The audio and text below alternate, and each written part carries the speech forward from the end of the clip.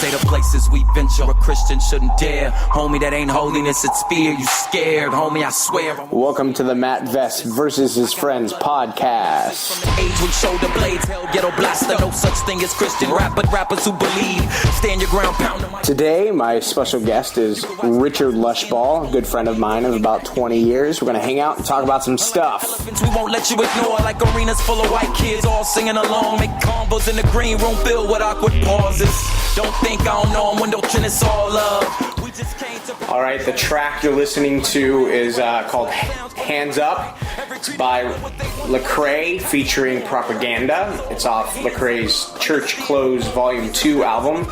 So you should give that a listen, pick that up. It's a really good record.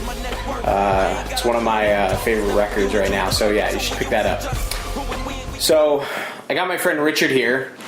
Hello. Say hi, Richard. Hi, Richard. How's it going? It's going very well. Thank you for having me on your podcast. It's good. The premiere episode. This will actually be the first episode. I actually planned it that way. I very much knew exactly who I wanted to be on my first episode, and because like I've known Richard for a long time, and we generally have the funnies together. Yes. The funnies. I used to get in a lot of trouble in high school making each other laugh, getting kicked out of class. Yes. So, we tend to not view the world through the same lens, but we are still able to manage a friendship.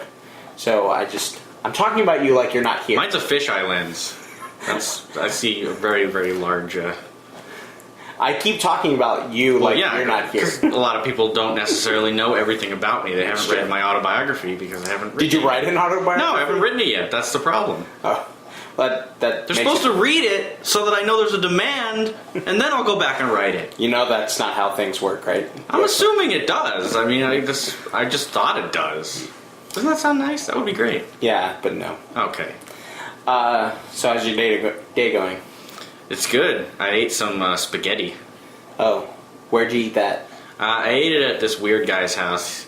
He's a bit of a weirdo. That's my house. Is yeah, you're a weird man. Oh, shut up! I hate you. So what's going on? What's going on in your life? Actually, so why don't you tell the people how we met? Like, do you have a memory, like the first memory of me? Yeah, I think it would be high school theater class. I had just come back to live in California from, I'd lived in Maryland for 2.5 years with my dad, and I came back here to live with my mom, and so I had taken a theater class in Maryland, and I enjoyed it. It was pretty cool. It was fun. I realized it was kind of a good class to meet people because you can come out of your shell, but I was so happy to finally be back in California that I felt, a little bit more out of my shell than I would have in Maryland. And so you were in the class, and I don't really remember specifically the first time I ever talked to you, but I just knew that you seemed to have a really crazy sense of humor, and I knew I had one, so I thought, all right, well, this is cool. This is good stuff. That was a very kind memory of our introduction, because I don't specifically remember it, but I do know of any high school story you could have pulled out that could have possibly been embarrassing. Well, there wasn't a time you tried to kill me. You pulled a gun. Not going to talk about it. Not going to talk about it. But yeah, so like I said, Richard and I have known each other 20 years. We've been friends. We've been in classes together. We've been roommates, technically. Yeah. We've lived in the same house several times. The same house, several, like, different... And in the same state. So, and the same country. So... And on the same planet, I think. That includes, like, planet. Yeah, we're both from Earth, though. I mean, so that's... I don't know if a lot of people out there, in radio land... So we're going to move on. So what's going on in life right now? What's going on? Nothing. Nothing? Absolutely nothing. I know This is the most exciting thing I've done in years. So that can't be true, because I know you're occasionally quote-unquote, occasionally working on a movie. Yes, I am working on a movie. Not at this particular second. No, because we're doing this right now. But, no, I have been working on a movie with my sister, and it's about a no-budget filmmaker who can't seem to get his movies viewed by people on the internet, and then he gets accidentally famous for an outtake where he gets a vacuum cleaner stuck to his crotch. And he becomes known as the crotch guy and famous for something embarrassing and has to deal with the embarrassment of being famous for something embarrassing. Which is embarrassing and embarrasses people when they're embarrassed. And usually how that works out. So, how far along are you? I don't know really percent-wise. Yeah. We've gotten some good stuff done this year, but there's still some challenges as far as not really knowing where we're going to shoot certain things. Like there's some electronics store stuff that we have to do. We're not entirely sure where we're going to do that. So some of the locations have been a bit difficult to secure. What are some big challenges besides that one? Are there any challenges that you have to... Working around everyone's schedules. Right. My sister's schedule actually is, in particular, she's actually probably the busiest person I know. It's I don't know how somebody who's, not a famous celebrity can maintain that level of busyness at all times. Constant demands on her attention. I have the exact opposite problem. I have nothing at all to do. So you're ready to go just anytime. All the time just sitting at the door wondering, why? Why won't anyone knock? Someone please. The mailman comes and I bark at him. It's weird. I don't know. You should probably just open the door and say hello. Yeah, but I just feel like there's something about him. He's got those blue shorts on. I feel like the need to bark. I kind of want to bite him, but he runs. I now see why your movie's not getting made. Yeah, well, I feel like he's got these ankles. They just look like, I don't want to bite those ankles, just take a big chunk out and just blood everywhere. It's horrible. So we're going to go back from the detour. They're probably going to put me down, actually. So, why haven't you started anything like a Kickstarter or anything like that? Well, because of the way I'm shooting it, I'm just trying to do it no budget. Right. I probably will start a Kickstarter, though, when it's done. Because it's actually really expensive to submit movies to film festivals, especially if you want to do a bunch. So that actually would require money, and I don't have a lot of money. Or any, actually. I don't have any money. So, I'll probably start one for the purposes of, getting it into festivals and promoting at the festivals. Yeah. So that's probably what I'll do. So why am I not in the movie? That's...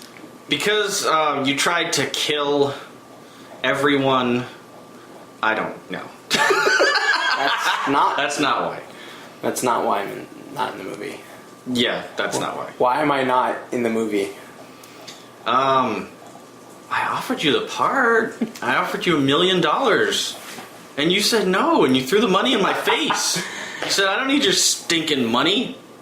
I can tell that you're trying to avoid telling the story, because apparently for you it's a very uncomfortable story. But tell the story. Why don't you tell the story? Oh, okay. Richard came up with the entire story, wrote the script, the basic idea that he just told you, and he asked me to act in it, which for us, if he starts selling me on an idea, it automatically usually turns me into being somewhat of a creative person.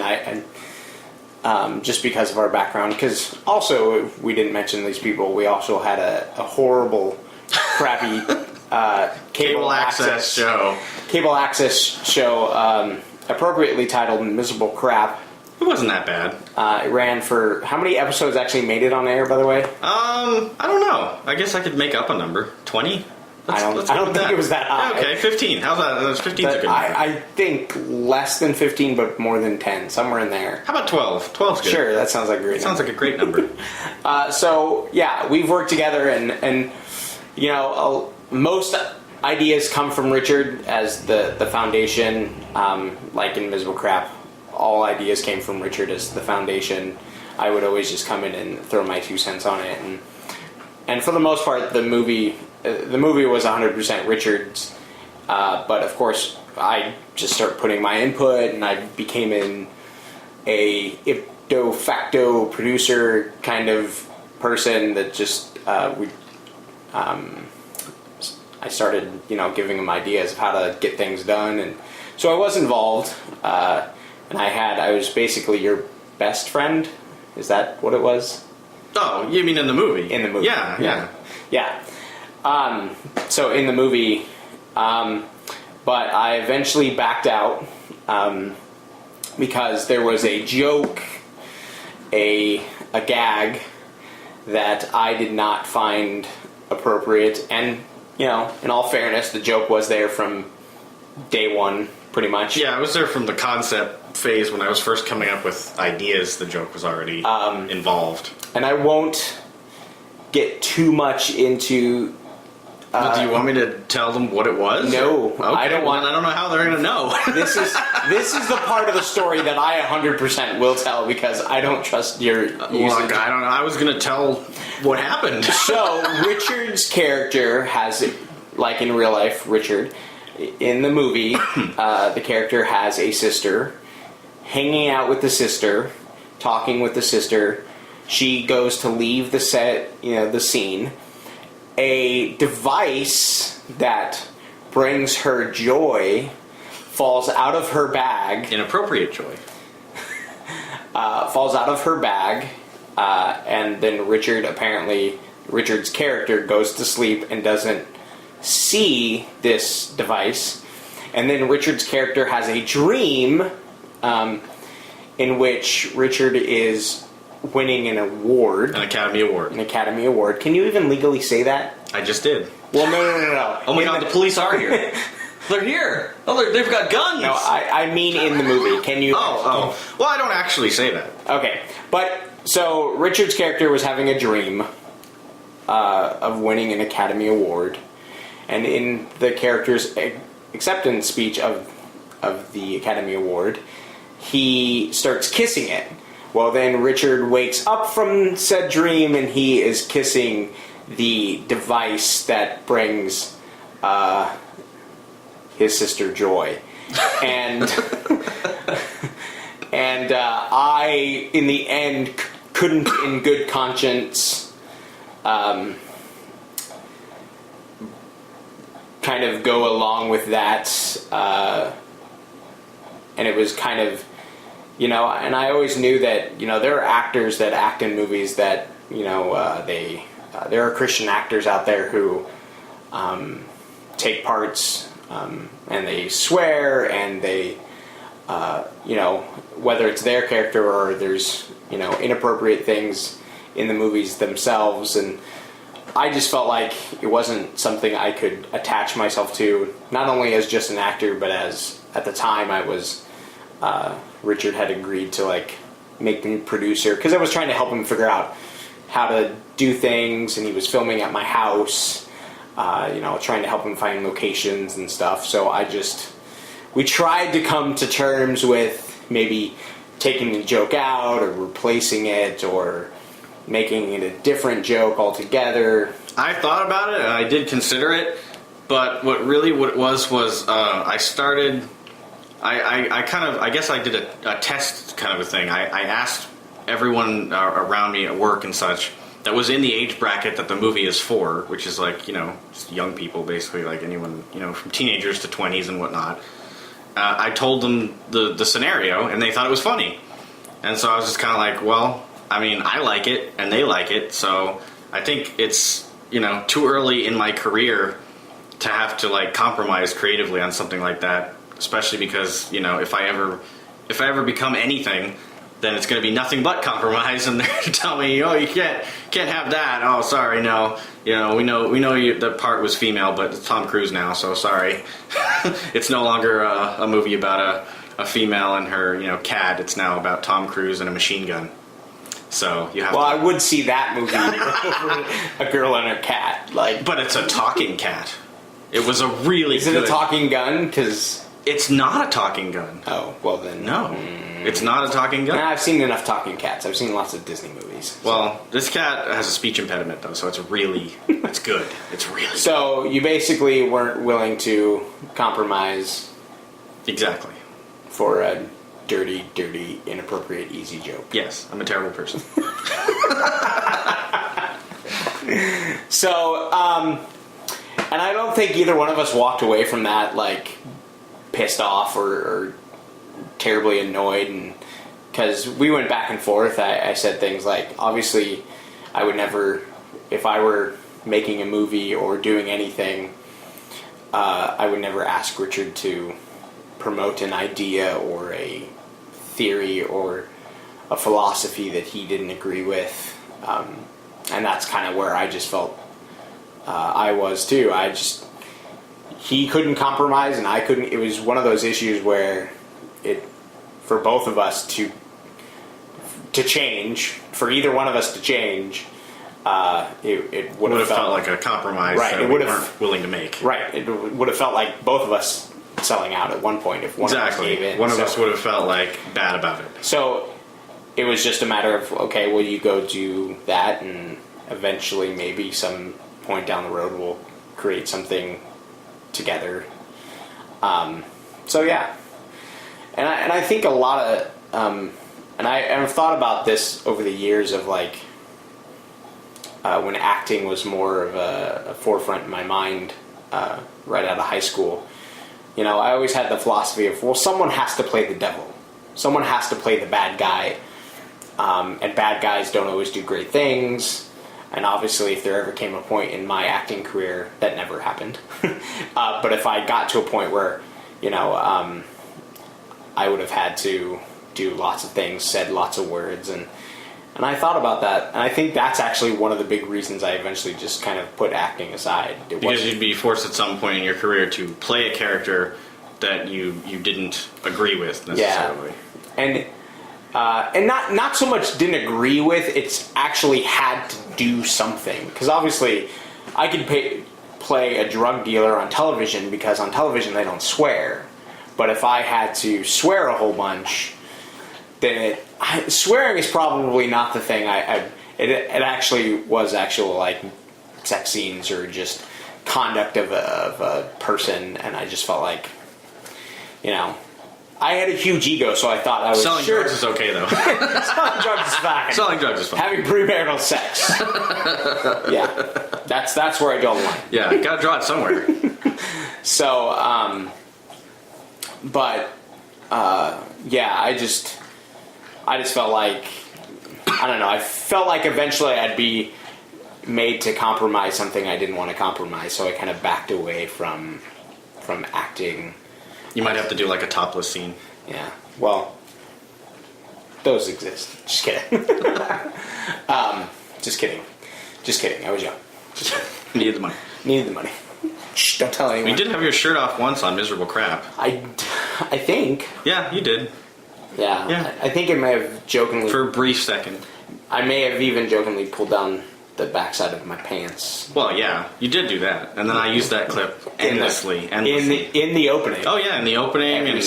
And then just as random years moments. later, you had that roast where everyone came and roasted you, and I made a clip looping it where you could just see it over and over again.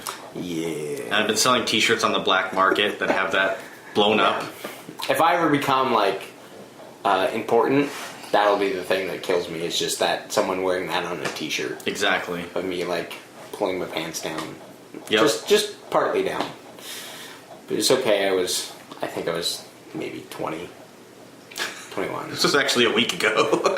Shh, don't tell them that. Well, actually, it'll be a lot longer because this is being recorded in early August, and this won't air. This won't show up anywhere until early October. You just blew my mind, and I don't know where I am anymore. Right. I'm not entirely sure that Because for you and I, we're right here on... We're here now. August... wait, when will then be now? August 13th. But this probably won't go up until, like, October 1st. What you're looking at is now. Everything that's happening now is happening now. Right now. What happened to then? Just past then. When? Just now. Now. Just when will then be now? Soon. Spaceballs. We could just quote movies and Yep. that'd probably be entertaining. Good times. So, I just felt like for Richard's movie, I just felt like it was a point, something I couldn't. I think more so as a producer, having my name as a creative, because producer is a creative mind of driving force. So I didn't feel like I could put my name on it in that sense. And then the reason I just stepped out of it, even acting in it, was because I knew that there's no way I could be hands off in helping you, like producing in a sense, without, I'd be producing. There's no way I could just show up for a day, walk away from it, because at the time, we were actually living in the same house. So, yeah. So in the same state too, on the same planet as we established. That was implied by the same house. Well, no, not really. I mean, you don't know that. This will be kind of just a complete left turn in some sense for our. You have notes on your phone, don't you? I do. I thought you were just checking your texts or something. I thought you were just being rude. I'm not. I'm not being rude. There are notes on my phone. You're just like, okay, I better get milk. Okay. So, anyways, as you were saying, as I was making saying, a left turn somewhere strange. Yeah. So growing up, and I kind of know the answer to this question, but I think it'll just be an interesting. The answer is green. Yes. Growing up, was religion a part of your life, and in what way, and how does that carry on? It was. I was raised. Oh, hello, Reese. I was raised Catholic, and my mom took me to church every Sunday, and I did, First Communion, all that stuff. They make you take weird little Sunday school classes to do First Communion, and so Sunday school's weird. Well, the ones the one I took was a bit strange. So you're calling millions of Americans weird? Yeah. Just kidding. Anyone that has 2 feet is weird. I'm just picking on you. Or like 10 fingers. Weirdos. Yeah. Jeez. Sorry. Don't you know that anyone that isn't exactly like you is weird? Yes. Okay. So, no, I distinctly remember a worksheet from it that we had where it was like, I think it said something along the lines of circle which one of these things was not made by God. And I think there was like a tree, like a plant, and like a chair. And I remember thinking, God didn't make that plant. Nah, I'm kidding. I knew it was the tree. What? Good times. So yes, no, it was in that essence. I also remember it was very boring. I don't know if you've ever attended a Catholic mass, but it was very boring. No. As a child, I've attended a Catholic funeral, so I would never. Those are fun, but no, the one they had the little pews where they had the books for the hymns and stuff, and then in there they had little envelopes that I guess you're supposed to put the money for the collection plate in. But I would basically just draw on those. So did I. As a kid, we used to play like. I say kid, but really junior high. You say kid, but this was last week. It was last week. Yeah, because Sunday school or Sunday messages, like in big church, those messages weren't for kids. They weren't like interactive enough to entertain kids. Yeah, I'm pretty sure Sunday Mass wasn't for kids either. Yeah. It was pretty much it was the same thing pretty much every week. You just, the priest comes in, he goes up there, he says some stuff. He would do a little bit of like, relating something about the Bible to real life or whatever, but it was, mostly just ceremony. And we'd do that for about an hour, and then we would go across the way to like this little rec center place, and there would be coffee and donuts. So obviously I was too young to have coffee, but I did enjoy the donuts. So that's pretty much what I remember. I definitely, with my friends, would play like tic-tac-toe or hangman on the envelope. You were simulating hanging people. Yes, in church. Terrible man. In church. But does any of that, does anything learned or understood or whether good or bad, does any of that carry with you to this day, today? As far as going to Catholic Church, no, not really. Nothing really too significant that really carries forward as far as anything really that I can think of, other than the fact that I can tell people I was raised Catholic, and you know, that used to be a thing. Like, it was actually a big deal when Kennedy was elected as the first Catholic president, I guess. And nowadays it's just like, you know, Catholic, Christians. It's pretty similar. Well, but back then I guess it was a huge, you know, it's like another race. Somebody said, oh, you know, you're Catholic. Ooh. Yeah. Because the age of the WASP, the white Anglo-Saxon Protestant. Mm-hmm. So basically, if you were Catholic, you were a minority, essentially. So I'm a minority, so I'm going to have to ask for reparations. I don't. Sorry. I need reparations. Give me. I want my 40 acres and a mule and a little hat with a buckle on it. What? I don't. Because Irish Catholic. Oh. You know. And I want a leprechaun outfit, and I want a pot of gold, and I want a rain in a bow. Clearly you can see I know a lot about the Irish people. Yeah. Yeah. You paid attention. Oh, yeah. I noticed that on your Facebook that healthcare and kind of class warfare is, well, I was trying to think of a different word than warfare, but yeah, class warfare are pretty heavy on your rotation of things you post. It's true. Is what? Why is that such a big issue for you? And my foot is falling asleep. I'm terribly sorry to hear that. Sorry to interrupt your answer. But I'll help you move the table. But yeah, a lot of those social justice issues are a big deal to me. Politically, I lean very far to the left.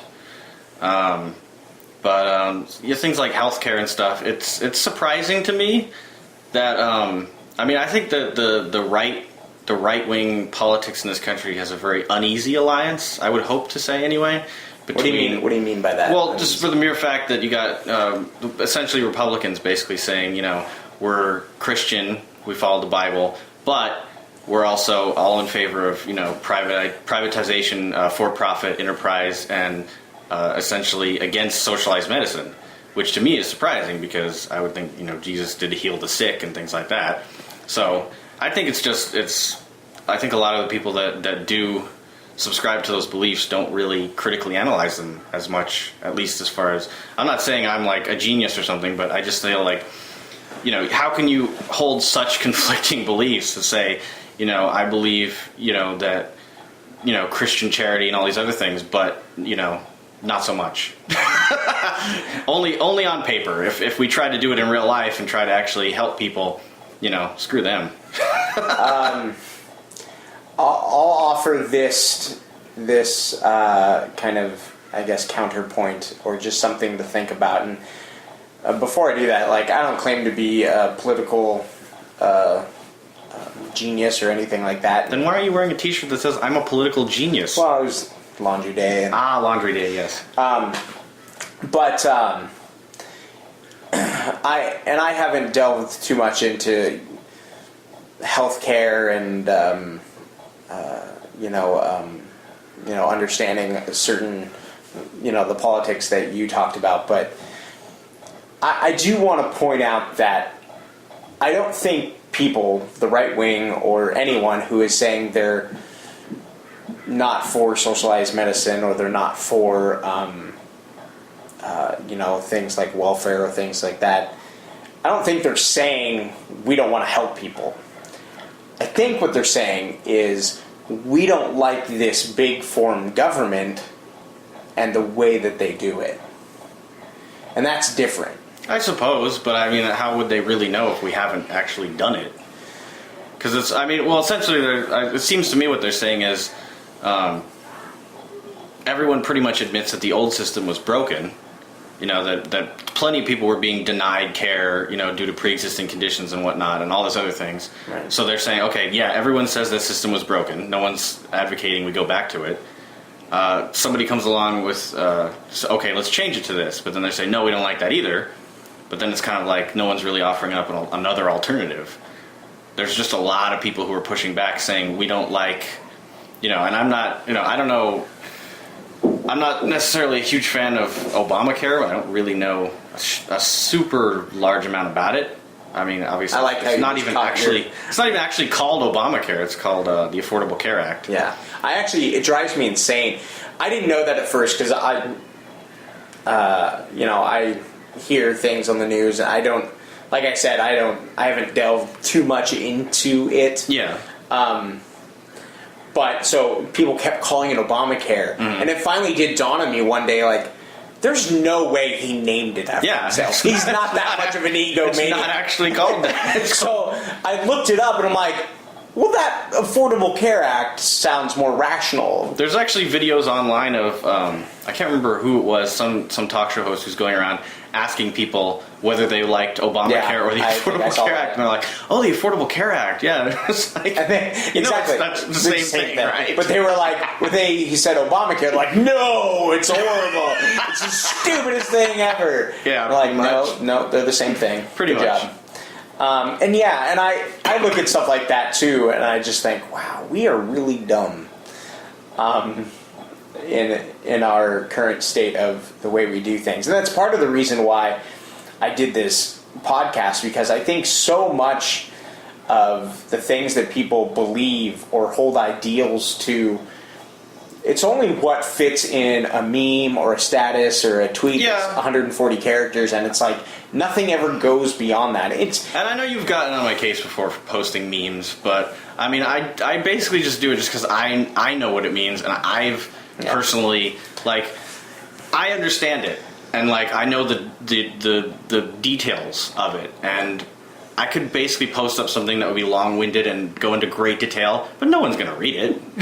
It's and true. even if they don't agree, if they don't agree, they're not going to read it anyway. They're going to see what it's about and go, I'm not going to read that. Right. It's kind of easier just to simplify things into, kind of like black and white thinking, like saying, okay, you're all about like charity, but you don't want to, do any actual charity. But the problem but that's the thing. They're not saying they don't want to do charity. What they're saying is they don't want to do charity that way. Because I had this discussion with my dad a few years ago, and I was kind of like, I approach things from very middle of the road. Like, I'm a registered independent, and that's not because I don't know what I believe. It's because I truly don't identify with either party. That's something I did when I was a teenager, and I still to this day I fully identify with either party 100%.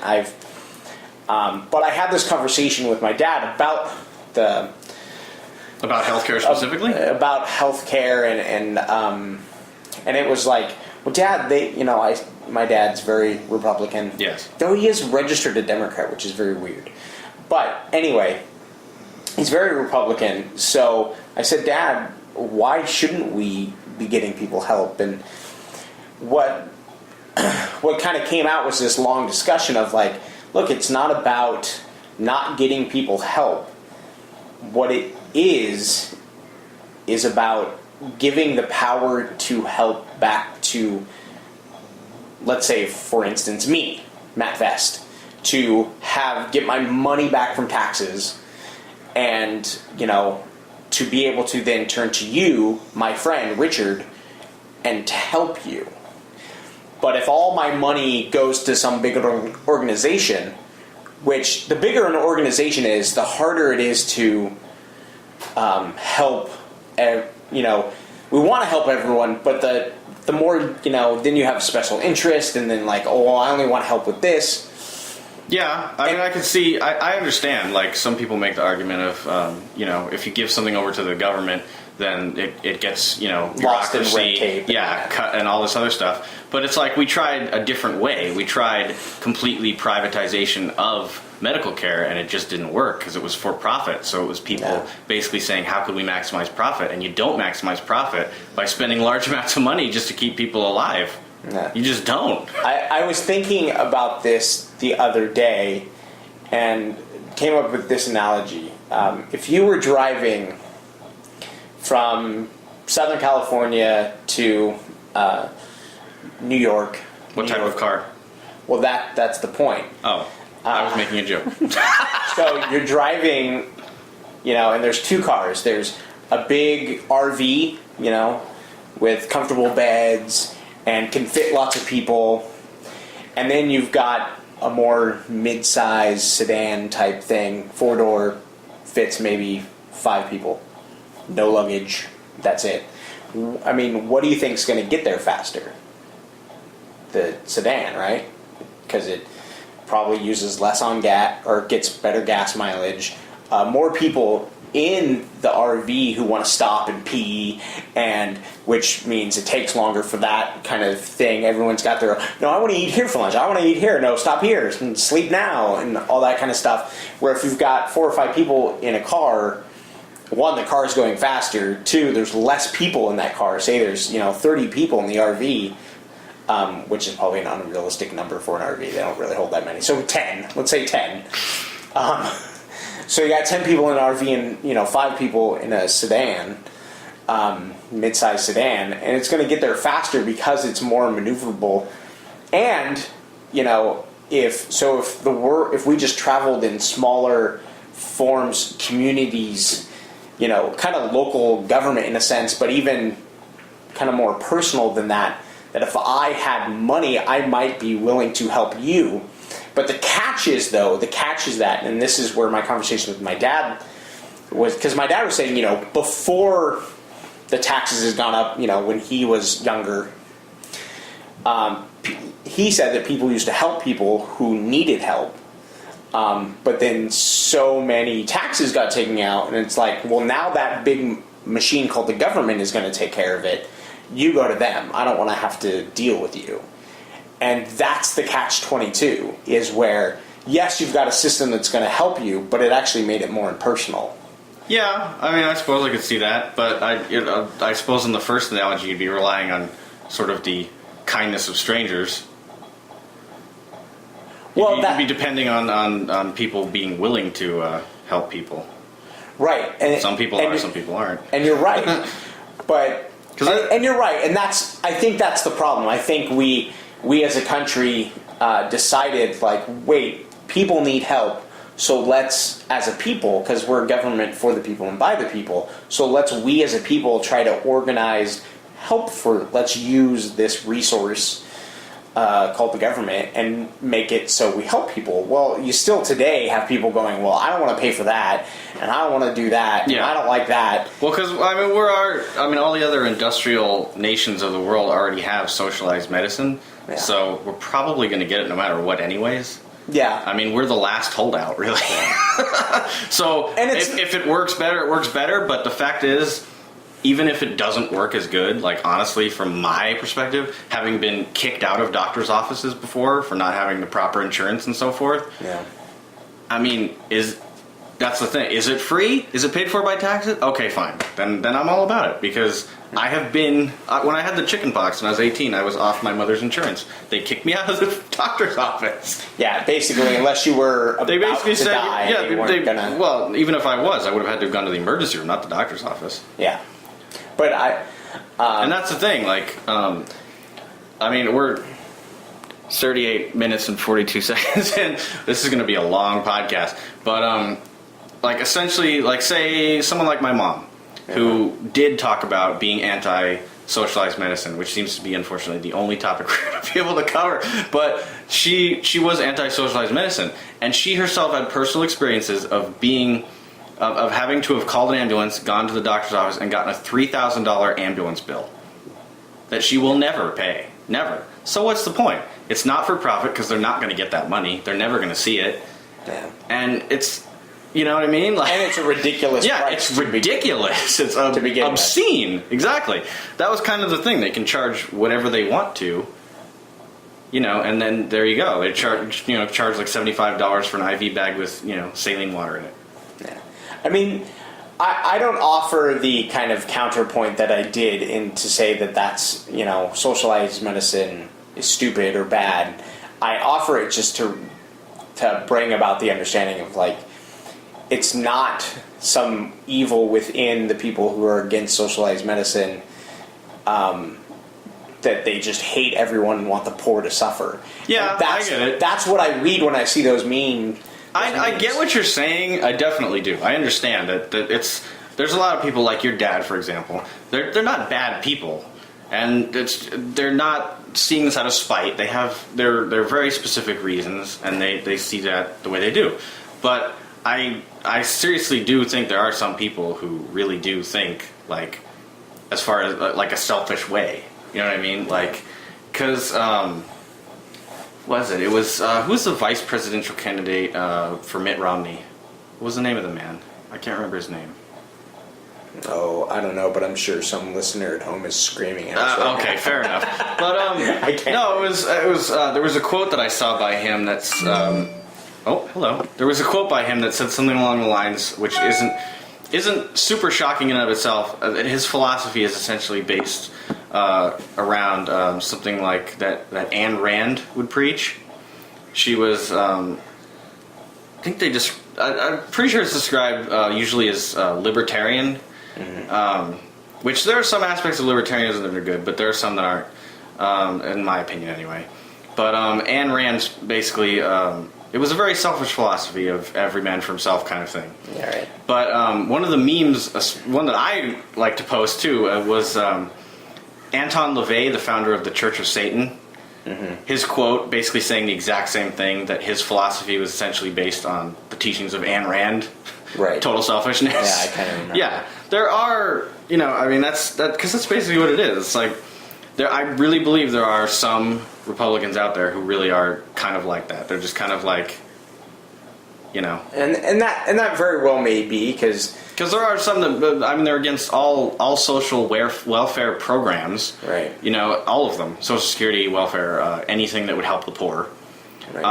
All about privatization of all things, take it away from the government, make it for profit, which, as we've seen in many cases, leads to abuse and all sorts of other, things, because there's no regulation. And then they're all about deregulation of all major industries. There are people, like Joe the plumber and so forth, saying, they're not like that. They're all about, like, helping out the average man. It's like, it's not you they're worried about getting the deregulations for, Joe the plumber. It's the big corporations. It's the billionaires. It's people who have more money than they could ever possibly know what to do with in a million years. They want to deregulate those corporations. Right. It's the deregulation of Wall Street that led to the crash under Bush. So it's like, okay, yeah. And then they're, say, well, what should we do about it? Well, let's continue to do the same things over and over again and see if it changes. Right. No, how about do something completely different? It's the definition of crazy. Exactly. Do the same thing over and over again, expecting different results. I definitely am not a fan of complete laissez-faire capitalism. That's for sure. Right. I believe it leads to ruin. I definitely understand the idea that, we can't have this system that's purely for profit and purely, like, when I read things, when the crash was happening in 2008, 2009, when everything was going crazy and stuff, reading that they got bailout money and they got X amount of money for, like, a bonus, and it's like, yeah, really? Exactly. They gave themselves bonuses with the bailout money that they got. And that's the thing. It's like, okay, so corporate welfare, that's okay, but welfare for people who literally have nothing, that's not okay. Yeah. People who can't eat, that's not okay, but people who could eat everything, people who could, who have more resources than they could ever hope to spend, they deserve a break. But people who have nothing don't deserve a break. I mean, honestly, like, my mom told me, stuff like they were talking about in the 80s, like with welfare queens and things, people exploiting the system. Mm-hmm. Honestly, if it came down to the system being exploited by one or the other, by either the people at the bottom or the people at the top, if those were the only two choices, I would pick the people who at the bottom. I would say, That's okay. That's fine. If you're going to have people exploiting the system, I'd rather it be the people who don't have anything than the people who have everything and should know better.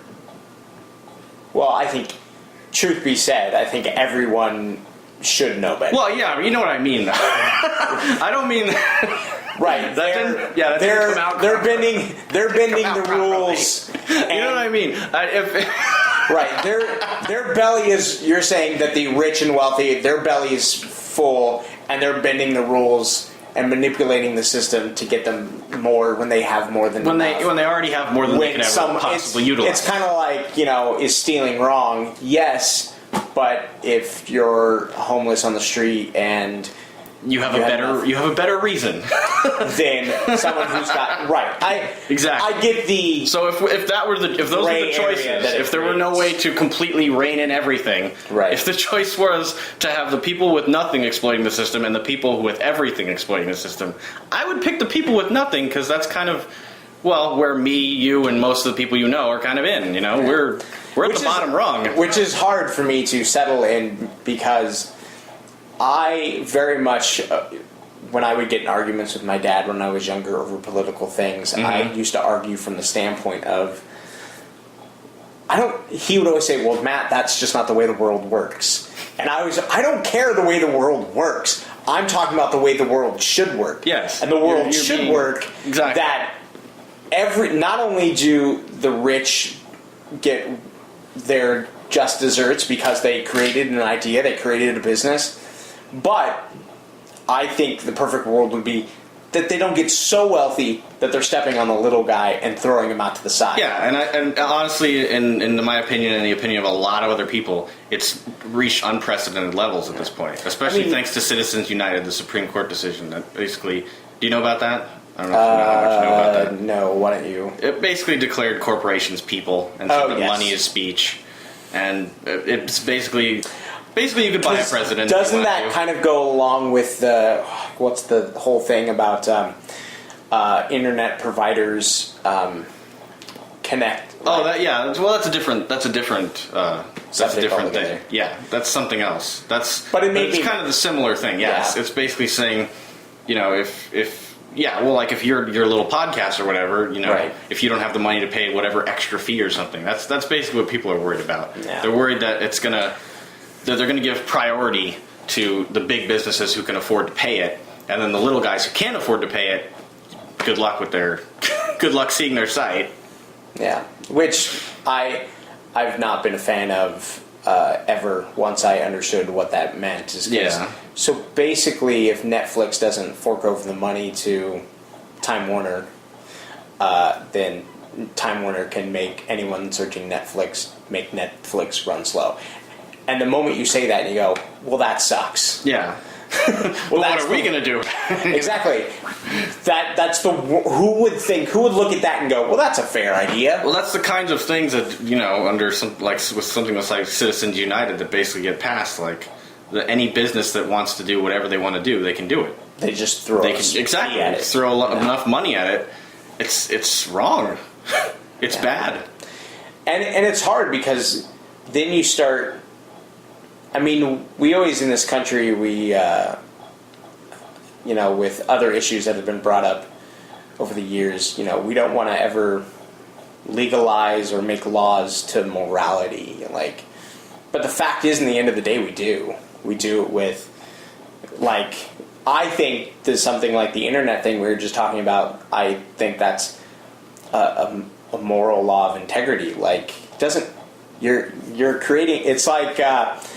To me, I think toll roads are only if you can afford to pay this monthly thing do you get the freedom to. That's another going back to libertarianism or the right wing kind of Ayn Rand philosophy of privatization of everything. Yeah. If essentially in that world all the roads would be toll roads. Right. And if you can't afford to pay it, well, maybe you should have worked harder, lazy. Right. Right. It couldn't, and that which always feeds into. Back to the thing that I've always struggled with. Well, maybe I don't want to have a gigantic mansion on the hill, and I don't want fancy things in the sense of I don't want 4 cars because I don't need 4 cars. Yes, I would love to own the Batmobile, but I don't really... True, but honestly, like, just the way... Like, nowadays, the way it's set up, I don't think you ever could, honestly. I don't... Right. You know? But, well, that's not true, because the fact is, yes, I could go sit down. Well, I would have my own personal challenges, but someone like me could go sit down and get a 4-year degree, which actually pretty much is no different than a high school diploma at this point. Like, from what I can tell... That's kind of the point. It's so difficult to get a job. It's so difficult to do just about anything. Right, because now the things that required a 4-year degree, at one point now you have to have a doctorate. Yeah, you have a doctorate and have a hard time getting a job at a gas station. And then it's, well, now... And so I think we're going to have to go something... I can never remember this. Is a master's higher than a doctor? I don't know, honestly. Well, whatever. And I assume a doctorate's higher than a master's, I think. Yeah, I think you're right. Yeah, because I think most of the people, management at Target and so forth, had to have a master's, right? They just had to have a BA degree. Oh, they didn't have to have a master's? Oh, no. I thought they had to have a master's. But I think you're right. I think a doctorate. Yeah, I think a doctorate. So now we're going to have to create something super doctorate. Super doctorate, yeah. And then you'll have a hard time getting a job at a gas station with your super doctorate. Exactly. And it's just, to me, that to me, like education and kind of health and wealth, those are probably some of the issues I look at and I just go, it all stems from give me more, do more for me. And it's all about the individual. Because I can sit here, and I'll just tell you, like, I'm fine. Target makes its choices based on money. Because they're a for-profit organization. In a sense, I'm okay with it. But when you look at the grand scheme of things, like, because I worked at Target, and so it's no surprise. I no longer work at Target, so I can't get in trouble for anything I'm about to say. But we were always pushed to, like, upsell the credit card. And I wasn't a big fan of it. And the fact is, yeah, I never pushed it. And it's gotten much worse, honestly. Since you left, the whole situation has gotten worse. I never pushed it. I would occasionally... I never pushed it in the sense of every transaction. I wasn't that guy. If someone walked in and was buying a big screen TV, a PlayStation 2, a bunch of games, a bunch of accessories, and they were just doing it because that's their intent when they walked in the door, hey, this guy obviously is... We could have... what if you didn't believe in credit cards? What if you thought that the interest rate is too high and that it's most likely that these people are going to end up in debt? Well, that's the thing, because what they always tell people, what the selling point was, you can buy it now and pay it off right away, because you're already planning to buy it, right? Mm-hmm. You're already planning to spend the money. So just, once you get it in the mail, pay it off and then cut it up and cancel it. But you know why they use it as a selling point? Because they know the vast majority of people... They're not going to do that. They're not going to do it. They're going to go home and they're going to keep it and they're going to use it eventually. And life happens. I know this because I've had a credit card. Life happens. You eventually end up using it. Even if you never intend to. And according to someone who I know who actually had a Target card and ended up in debt with them, they are really... horrible and aggressive, and they will call you all the time and harass you hardcore. Did that happen to you? Yes. It did? Oh. I got them to back off because I'm smart and I know the law. I know that creditors are not allowed to call you at work. And they tried to pull the old, this was years ago. We have actually since dealt with Target on a financial level. But this was years ago. And they called me at work a couple of times. Yeah. And the one time I spoke to someone, I said, look, I'm at work right now. I'm not going to talk to you. And I hung up the phone. Mm-hmm. The second time they called, I just wasn't I was at lunch. I got a note that they had called. And this was when you weren't working at Target? No, this is when I was working at Target. Oh, that's weird. Yeah, it's pretty... They calling one of their own stores. Right, they called me at work. So the first time I answer, the second time I just get a message. The third time they call, I get a message again, and I just go straight to the HR person and I say, look, I know for a fact it is illegal for them to call me at work. You need to call them back and tell them to stop. Yeah, did Or they? yes, they absolutely. Well, there you did. go then. Because Good stuff. I'm a guy that when I know something is illegal, I will call people on it, and I did it at Target a lot, not just with, not just with Target Card, Yeah. but with like time off stuff, like, Yeah. and how they treated people like in my position, like you have to find your own person to switch it with. I'm like, but I'm asking for time off 3 months in advance. Yeah. Nope, you're on your own. It's gotten a lot worse. I call the integrity hotline. Hey, they're kind of not doing the right thing. This is how they're supposed to do it. And they're like, okay. Next day, oh, Matt, that time off that you wanted? I'm like, we're going to give it to you, but... And then there was when they went paperless, and then you had to do everything on the computer, but the computer was never working. It was always offline. Well, I'm sure you and I could talk. We could talk endlessly about that. But we're here to talk about today's topic, which is socialized medicine. Let's go back. No, we're actually running short on time. But I do want to close this out. But when it comes right down to it, I think a lot of the topics we've been talking about, from me being in your movie, not being in your movie, to even the stuff health and wealth and all that kind of stuff, a lot of it comes down to, personal belief systems and the individual and what you're willing to make, because there just comes points where I'm not willing to, I didn't push the Target Card because I wasn't willing to subjugate people to that kind of debt. I dealt with it like I just talked about. Like, I had a problem, life got hard for us at one point, and we used the Target Card. Thankfully we've, worked that out, and it's not an issue anymore, but a lot of people don't, Yeah. But so it comes down to individual choices, and we can sit here and blame each other like, oh, you're an evil person. And yes, there are always extremes on both sides. Yes, for every good, actually, I'll say it this way. For every kind of Westboro Baptist church, there are millions of well-intentioned Christians. Oh, yeah, definitely. And we just have to stop assuming that because the media or the news, if that's the image that they're feeding, just realize that that's not the majority. Yeah. And I think that's true in all situations. There's always somebody that wants to make everybody else look really bad. Well, since media has been from the time of radio, since media has been a thing, it's the person with the biggest and loudest microphone that we hear the most.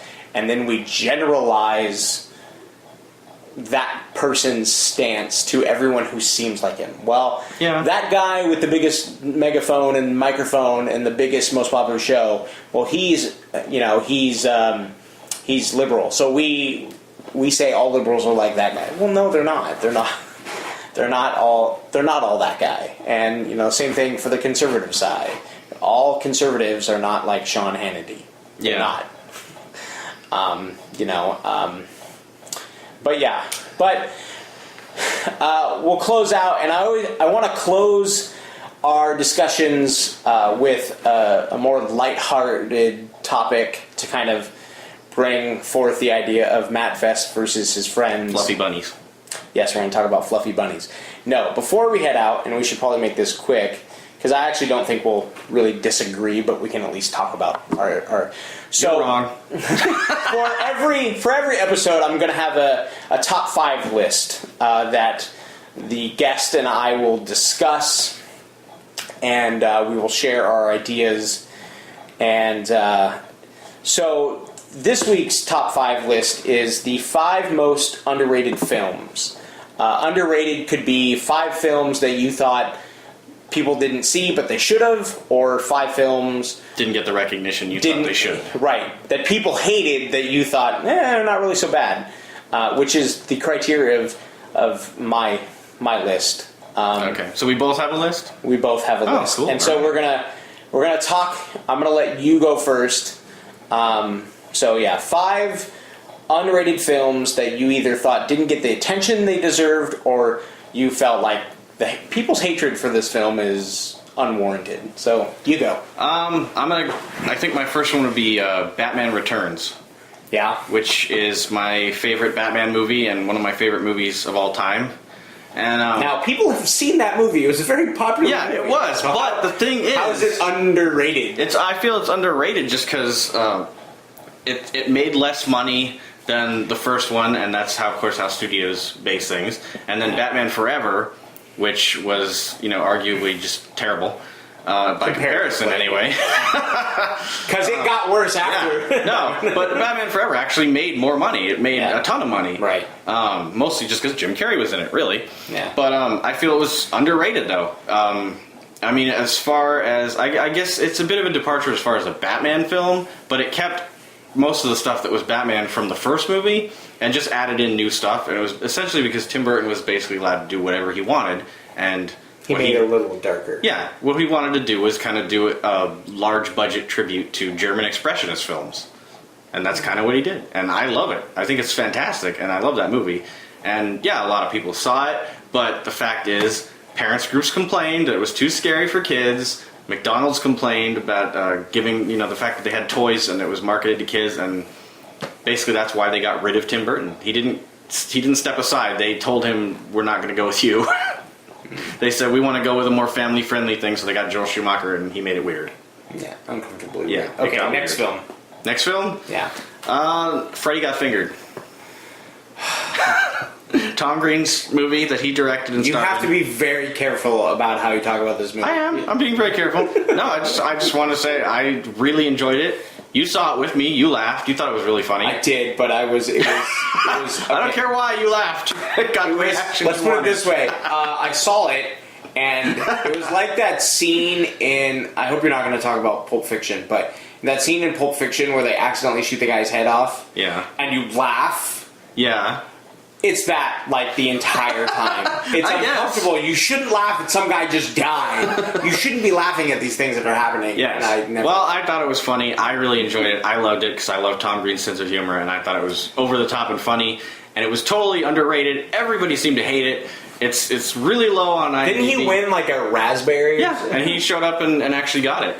No, I think because it was what it was. I mean, it wasn't trying to be anything other than what it was. Yeah. The thing is, it just wasn't precedented. There was really nothing else like it, and so a lot of people just hated on it. And then, of course, nothing else is gross. A few years later, nothing like that though. Nothing specifically like that movie. There's just nothing like it. And then a few years later, the Jackass people came along and they started their show, and then they did their movie, and it got all these rave reviews. I saw the Jackass movie. It didn't make me laugh. It just didn't. It just was dumb. It was just dumb. It was just a bunch of dude bros hitting each other. This segment's called Kicking Me in the Face. Okay. They basically took their show and made it an hour and a half, is basically what they did. Yeah, exactly. And it's like, it's not funny. And it got rave reviews, and they made several sequels. And everyone's hating on Freddy Got Fingered, a creative, interesting departure, a completely new type of movie. His show was pretty much sketch comedy. But the movie was just flat out insane, character driven. It was insane, and I loved it. Okay, you loved it. I loved it. I found it highly appropriate. Yes. Am I going again? Yeah. Okay. No, you're just going to share. I'm just sharing mine, and then you're sharing yours. Okay. So I see how it is. Next on the list, I would say Dick Tracy, the 1990 Dick Tracy movie with Warren Beatty and Madonna. At the time that it came out, it was a blockbuster and a huge hit, and it was super promoted. That was like the summer of Dick Tracy. But then like years later, it just kind of faded out, and I feel like anybody in their early 20s probably hasn't seen it. Yeah. Most likely. I mean, nobody really talks about it. I'm not even sure if it's out on Blu-ray yet, and yet it was incredible. I think it is. I think I saw it. The cinematographer was a very famous cinematographer. He did a bunch of he did Apocalypse Now and. It was an incredible movie. It was really good, and it's kind of forgotten for the most part. But I didn't forget it. I still remember it. I love that movie. Another one, The Shadow, with Alec Baldwin. Didn't they make a sequel to that too? No, they did not. It didn't do well. Oh. Honestly, it wasn't the best. It's not the best on the list, but it had its moments. And it's technically a comic book movie, right? Yes. And it had its moments. It was decent. I don't think it was deserving quite of the derision. I remember because I used to laugh at it all the time. It had a very weird tagline, like the shadow knows. Yeah, or who knows what evil lurks in the hearts of men. Yeah, yeah. I think originally it was a radio show and a comic and a series of books and yeah. But anyway. No, there's a point my brother and I used to, when that tagline would be said, yeah. We were obviously in high school or whatever, when the tagline was said on the commercial was, who knows what evil lurks in the heart of men, and the actual line is, the shadow knows, and my brother and I would always yell out, women! Oh. Like, who knows what evil lurks in the heart of men? Women. You're a misogynist. I outed you. Okay. I was young. So, it was just a weird. So yeah, well, I think that movie definitely could have been better, and there were some really slow points. I still think it was decent. It could have been better, but it was pretty decent. The last movie, Little Shop of Horrors. With Rick Moranis. Little Shop of Horrors. Like, it didn't do well at the box office, and I feel like it did get kind of a cult following afterwards, and I was in the cult, when it came out. I saw it like... You're in a cult? Yes, that one. I forced my mom to take me to see it like 3 times in the theater. I love that movie, and I still love that movie, and I feel like it was underrated, considering how awesome it was. I know a lot of people that haven't seen it. Yeah. It's pretty good. So my list, because I don't think you had a film on your list that was like 2000 or later. Like, I think... Oh, well, yeah, because now movies suck horribly. So they're all terrible now. Oh, okay. And they're all not worth... If they're not getting attention, they're clearly not getting attention for a reason. I'm going to do... my list is mostly of not necessarily...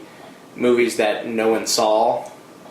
Some of them are, but they're movies that I felt like were hated, and I don't understand why. And we'll talk about that. Yeah, well, all mine were technically blockbuster type Hollywood movies, but underrated. So the first one is a movie called Fanboys. It came out in like...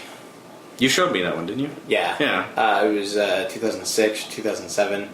No, it had to be later than that. It was, because it was after my brother passed away, so it was like 2009 or 2010, somewhere around there. And the premise of the movie is 4 friends who were all big Star Wars fans. It takes place in 1999 mostly, and it's like, I want to say like so 1998, October of 1998, they're trying to... 4 friends are trying to go steal a copy of Episode 1 because they love Star Wars as a kid and they want to see it. And the main reason they're going to steal it is because one of the 4 friends has cancer and is probably going to die. And I thought it was a very funny film, but it was also a very emotional film. And the studio, it kind of got cut up, and I felt like it wasn't given its, due diligence, because the studio felt like no one's going to want to laugh at cancer. Cancer's not funny. You can't keep bringing it up in the movie. Even though it wasn't really the premise of the jokes. Right, it was like, he's got cancer. You're going to die. Stupid moron with cancer. No, that wasn't the point. Yeah. But they just didn't feel like you could laugh in a... They thought it'd bring people down. Yeah. And... which I kind of just like, that's the stupidest thing ever. Do people not realize that when you're going through something like that, you kind of want to feel as normal as possible? And laughing is a good way. And so I felt like they had a few moments of it where they could touch on these kind of heartwarming moments and still kind of laugh about it through the characters. But because the studio didn't want... they mentioned at the beginning, and then they mentioned at the end. And it wasn't overdone. They didn't, reference it all the time. And right, well, but that's the thing. If you watch the movie, you can kind of see the movie's a little bit choppy in some of its editing, and that's because... So you think they edited out some Yeah, and so it felt like, it would have... And I just don't think the studio... I related to it on a more personal level, because my brother died... a little bit before the first. My brother died October 1st, 2008, and that was, like 6-7 months before the new Star Trek movie came out. Yeah. And I related to fanboys just on the level of, had I known my brother was going to pass away, I would have gone to go to get that movie for him to see it. Yeah, right. Yeah. And so I just don't think the studio really thought about that, from an angle that maybe the average person would. Wow, we're going on like an hour and 10 minutes. Is anyone still there? Okay. Hello. Another one a lot of people didn't see, and a lot of people who did see it hated it, was Jersey Girl. It's a Kevin Smith movie. Yes, I've heard of it. And it's a very big departure from him because it's not like slapsticky kind of, rated R humor. It's a PG-13 movie. It's one of its lead stars is a little girl. And so it's basically about a dad who marries a woman, has a kid. The wife dies while giving birth to their daughter, and he has to then, raise the kid on his own, and he ends up losing his job, and hilarity ensues of raising a kid in kind of awkward moments. Are they in Jersey? Yes. He goes back to... It all makes sense. He has a big fancy job in New York, and then because he essentially loses his job because he freaks out. He's a PR person, and he's at a big opening, or Will Smith is presenting something, some sort of artifact of Will Smith music history. Will Smith is in it? I didn't even know he was in it. He's not in the beginning. He's actually in the end, but... So Ben Affleck's character is there at this big, it's like at the Hard Rock Cafe or something, and they're presenting, hey, we're going to put this up here. It's part, it's like the house. Will Smith or DJ Jazzy Jeff and the Fresh Prince had a record called Rock the House, and on the cover, Will Smith and Jazzy Jeff are holding a house. Well, that house gets donated. The most famous house in the history of the world. Yeah. Truly a legend. To the Hard Rock Cafe, and Ben Affleck, has to bring his kid, and just a lot of craziness ensues, and he ends up flipping out in front of all the press and yelling at them, and because they're asking him questions while he's trying to take care of his kid, and he flips out and just yells at them about, like, you guys care about Will Smith, he's dumb, Will Smith is stupid, and it's like, oh, well, it's more eloquent than that. He says something very specific, but I don't remember. That's probably what I would say. Yeah. So, he loses his job and ends up going back to working kind of the same place his dad is working, which is in New Jersey, and loses his big-time paying job. Talk about why it's underrated. I think it's underrated. Some people may have actually seen it. Yeah, I think it's underrated because I think it's such a big departure for Kevin Smith, even from writing, because he doesn't use any of his familiar characters. And he has to write for Ben Affleck, and that's always a challenge. Just put him in the bat suit.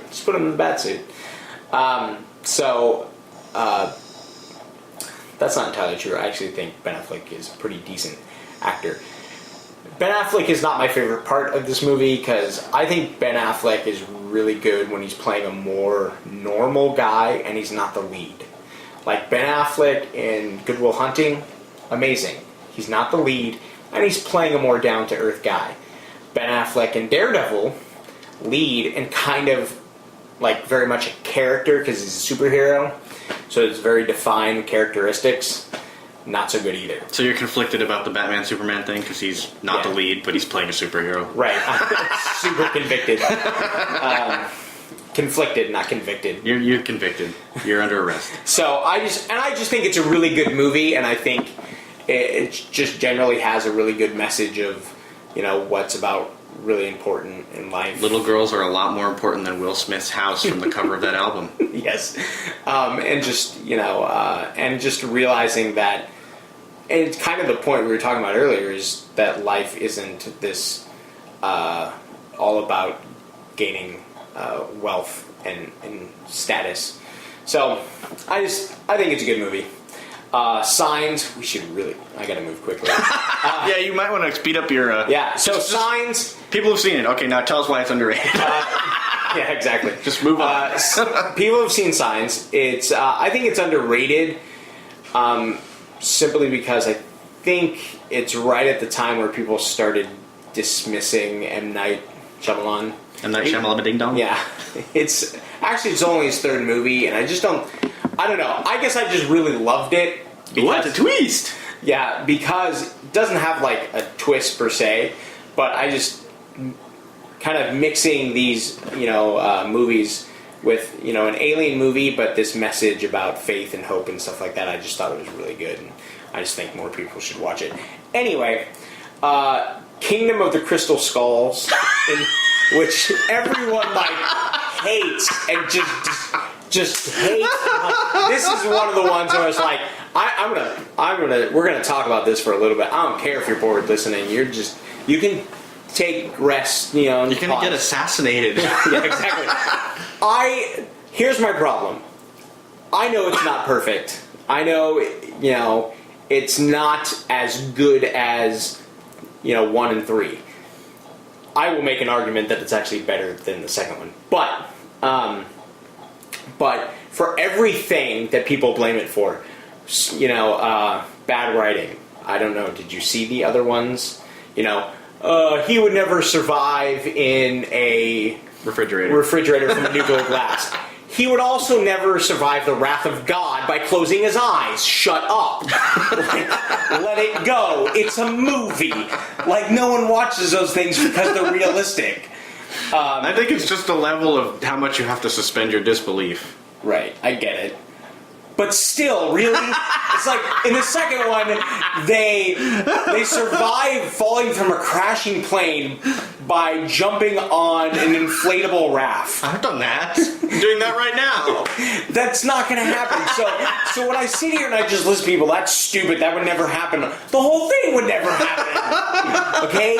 There are no crystal skulls. And then people complaining about the whole space alien thing. I'm like, you all are nerds. You love science fiction. What is wrong with you? Why are you not into... Because the other three were mystical, and then this one's a completely different thing. But it's moving in time, because, the first series were based on a certain type of, old-time movie serials, and this is moving to the 50s, where UFOs and science fiction really kind of kick-started. Yeah.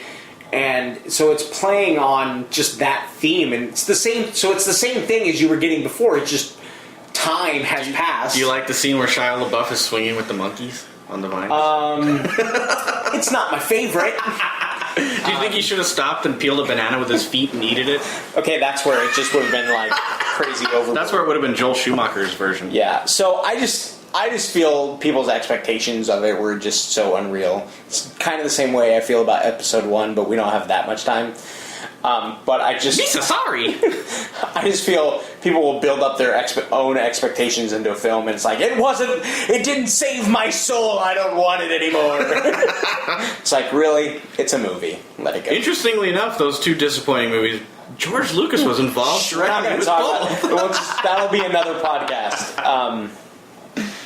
Also, this shouldn't surprise anyone that this last film is on my list. It's Superman Returns. Overall, I actually thought it was pretty good. I wasn't a big fan of making... spoiler alert, by the way, if you haven't seen any of these movies, we're sorry, but you should have, because they're all at least 4 years old. Well, I made sure not to reenact the entire movie for everybody. You, on the other hand. Shut up. If they haven't seen Jersey Girl by now, they're not plot point for plot point. And then on page 74... So, for Superman Returns, I didn't mind so much giving Superman a kid, the way other people did. I do kind of think that it didn't give Lois Lane enough to do. I don't think they kind of gave her... she didn't get in trouble enough. There are some other things, like rehashing the whole land plan. I was like...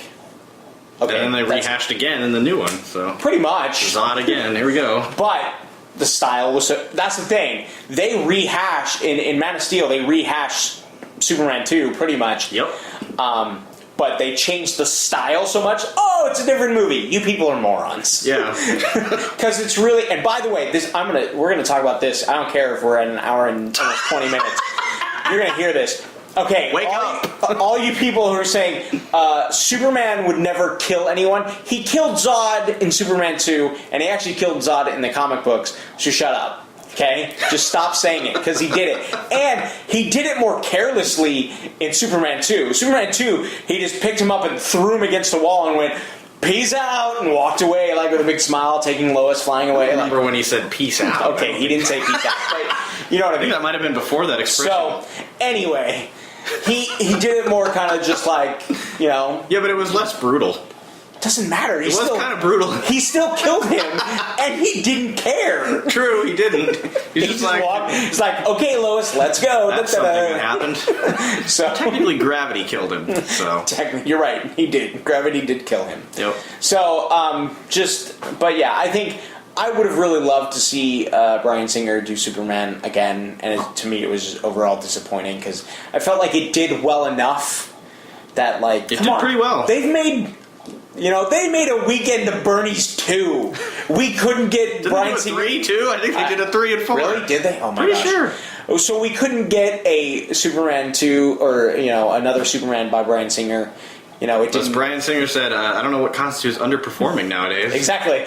Very strange. They made their money back and a profit. Yeah. I don't understand the problem. It wasn't enough. Right. It wasn't 500 billion. Yep. Wasn't, whatever. Yeah. So, we've wasted enough of your time. We're now on 20 minutes now. And I'm not going to cut this down because I don't care because you'll just listen. Just listen to it in seconds. Hey, this is the first episode. How do people supposed to even know how long it's supposed to be? Exactly. For all they know, this is how long every episode is. I'm actually not going to try to have every episode, but when we're having a good time, I don't want to cut it off. So, so why don't you take a second and listen to this?